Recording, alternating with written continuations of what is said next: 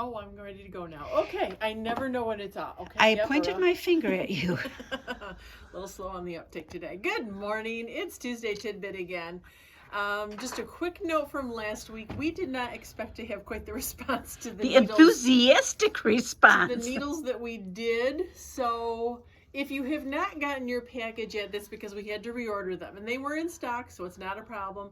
But they're just, you probably will get them a little bit later this week or next possibly week. early the following week. Yes. So, but they will be coming. It's not that we've lost your order. So that takes care of that. Now, what we thought we would do, because we are now into March, is we're going to celebrate St. Patty's Day, even though we're not Irish. I was thinking about this. We're German and French on mom's side. What are we on dad's side? No clue. No clue? No clue. Oh. Maybe a little German. I don't know. German? I don't know. No, or whatever. Peabody.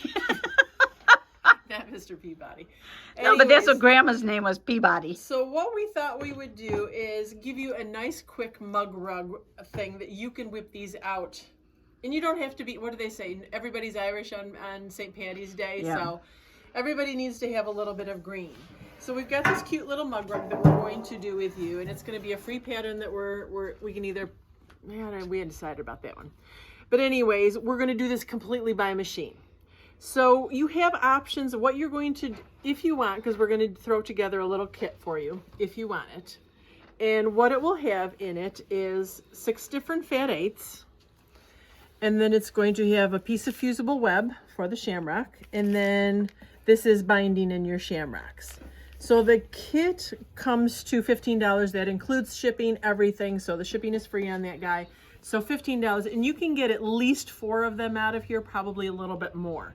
Because if it was me, I would just mix and match all my fabrics. Now Teri would plan it out a little bit more. She'd have to have all of them the same. Absolutely. But I just kind of throw everything with the kitchen sink into them. So I'm going to give you 2 different options on how you can do these. You can do these really plain Jane and have just a plain piece of fabric. And in the pattern, we give you sizes and everything, and we'll give you the shamrock and all that good garbage.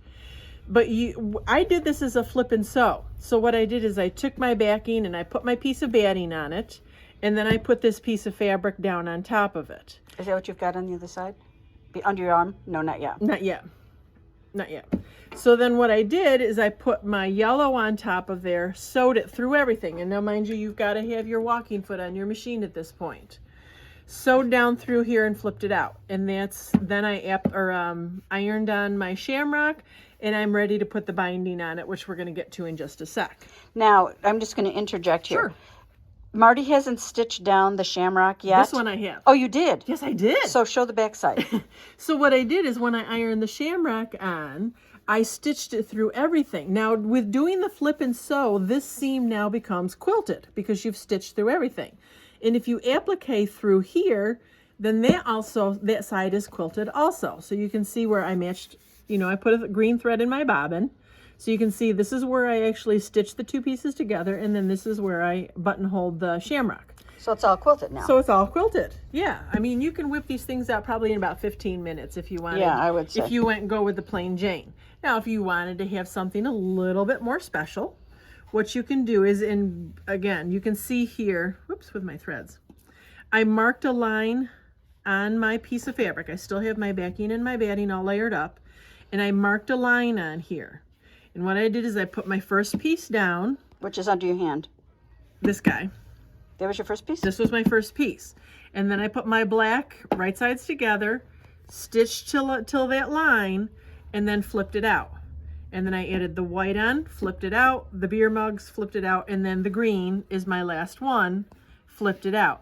Now, if your last piece comes past that, it's not a bad, you can just trim it off. So don't think that you have to figure these strips exactly, because I just randomly, cut some pieces.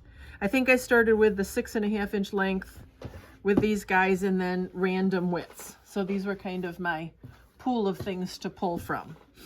So then, now once you've got this, and that's the whole idea about sewing just a little bit past that blue line, now what I'm going to do is I'm going to take the background that my shamrock was on, I'm going to place it right sides together here again, and do my stitching. And again, this is going through everything.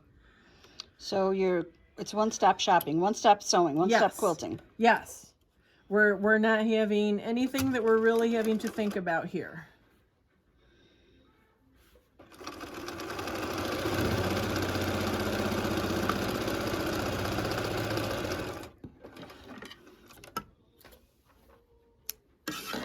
And then when you flip this guy out, you're ready to iron on your shamrock and put your binding on. So, to put the binding on, we're going to do this one completely by machine, which is not Teri's and my preference way to do things. We will put that little caveat on there. But for stupid things like this that are a little bit more on the crafty side, you're not doing heirloom products here, guys. Right. So take this little shortcut. And this will make it really washable. I mean, you'll be able to chuck this in the washing machine. Yeah. We were just talking with a lady that was in here, and she was saying, you know, she was seeing kind of what we were doing, so I was showing her. And she said, yeah, I made some of those, and my husband wanted to know where his cork coaster was. Cork coaster? Well, you know, coasters are sometimes made out of cork. Oh, those ones. Yes. Oh, okay. Yeah, so this is an elevated coaster. Oh, okay. Yes. You just have to get the guys adjusted to them, that's all. So anyways, what I did is I prepped my binding strip same way I normally would. And for one of these guys, it takes pretty much a whole strip to do it. So I ironed it in half. I mean, we've done how to prep binding. Folded up my angle. I'm gonna trim this down to the 1/4 inch. And while Marty is trimming, you can do these by hand if you prefer. You certainly can. If you prefer. And then fold it back in so that you've got that little pocket to start with. Now, the big difference is what you want to do is you want to sew these guys onto the back side. You don't want to sew it to the front side. You want to sew it to the back side. So if I'm ready to do this guy, and you can bind these and then applique the shamrock on later. You know, the order on that one doesn't matter. So I'm going to start on my back side, and I would normally trim that, but I'm not going to take the time to do while you are fussing. So what you want to do is start, and you want to start on a side, not in a corner, and give yourself plenty of room so that when you come back and join these guys. So I am just going to, and I want to move my needle position over. And it's kind of like when we did the bindings with you guys before. You want to make sure that the seam allowance that you have is going to allow you to get it up and over fairly easy. So be sure to check that seam allowance once you start. Okay, remember the corners. Did you want to check it, or you know it's okay? Yeah, I checked it when I did that. Okay. Guy. So you would go through and you would do all of these guys a little bit longer. But you can see how easily you can whip these guys up. Are you gonna? Do you need to go around? I am, because I want to get both of these, because I did need to show them two different things. So give me just a sec. Speak amongst yourself. Uh-oh. Oops, there go the dizzers. I thought it was the thread breaking. And if you like doing this, you could make these for every season, holiday. You could do a flag on them, would be really cute. We could have done a heart for Valentine's Day. Yep. That's over. What's next? April. Easter. You could do Easter eggs. You could do a spring umbrella. Flowers. Yep, Pumpkin when the time comes. That's gonna be too long. Oh, right in the bath.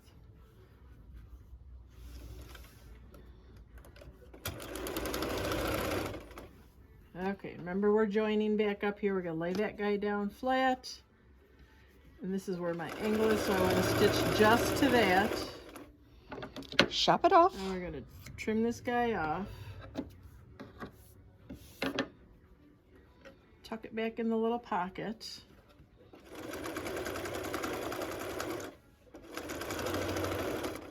So there's the machine work on your coaster.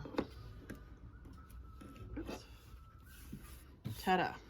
Now, when you're ready to flip it around and do on the front, what I usually would do is kind of, and you can take it to the ironing board if you want, if that works better, but you want to just bring it around. And I just kind of run my fingernail. Finger press it is really, yeah. Finger pressing works really well. So that now it's on the front side, okay? Now I do like them fairly tight, so because I don't like a loose binding. But now what I'm doing, there's a couple of different ways that you can sew these down now. So this guy, I'm going to do it just a straight stitch. I like starting where I did the join on the binding. So what I'm going to do is I'm going to bring that around. You want to cover that seam. Take this back to just a straight stitch in the middle. And then this is going to be your best friend. Stiletto, awl, whatever you want to call it. But it has a really nice sharp point. And I think we talked about this before too with the walking feet. Remember to get rid of that little bar in there so that you really have that nice open-toed walking foot. But the awl or the stiletto will really help you shift this around. Just make sure you don't stitch it or hit it with your needle. So I'm just going to kind of hold it there and just straight stitch along there. Fold it over, kind of hold it.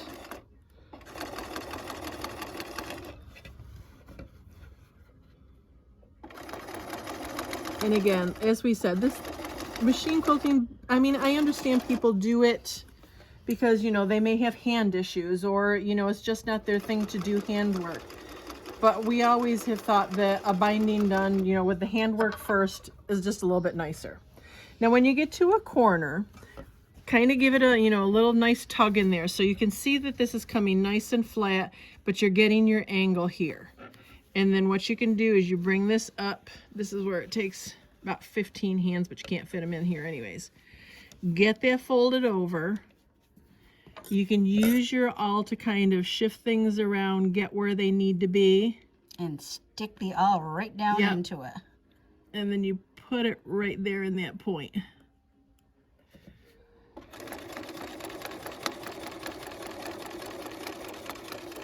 And then be careful as you go in because you don't want to hit the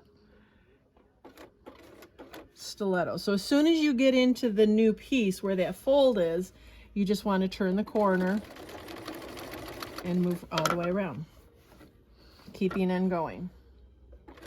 So one of the ways that you can do this is doing this as straight stitch, and you just continue all the way around and end where you started.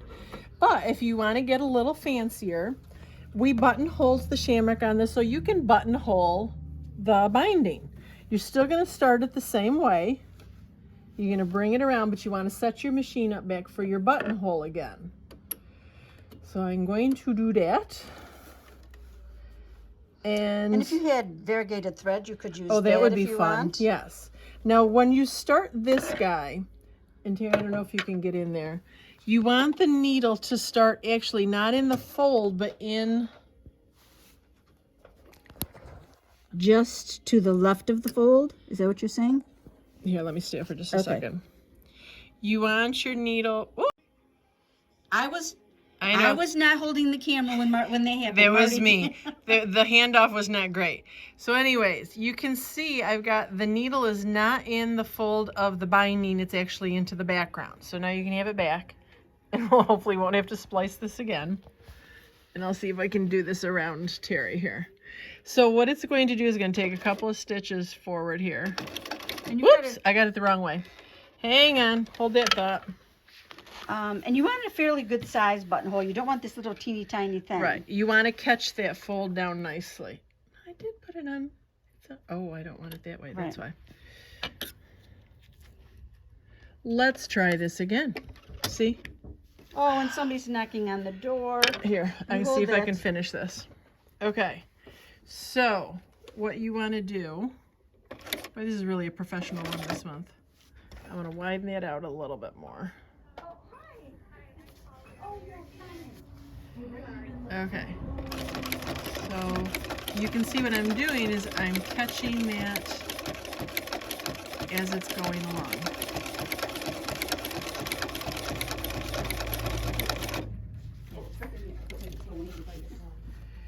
So then you're just going to keep going, making sure that I can't hold this and do this at the same time. I got her. I need two hands.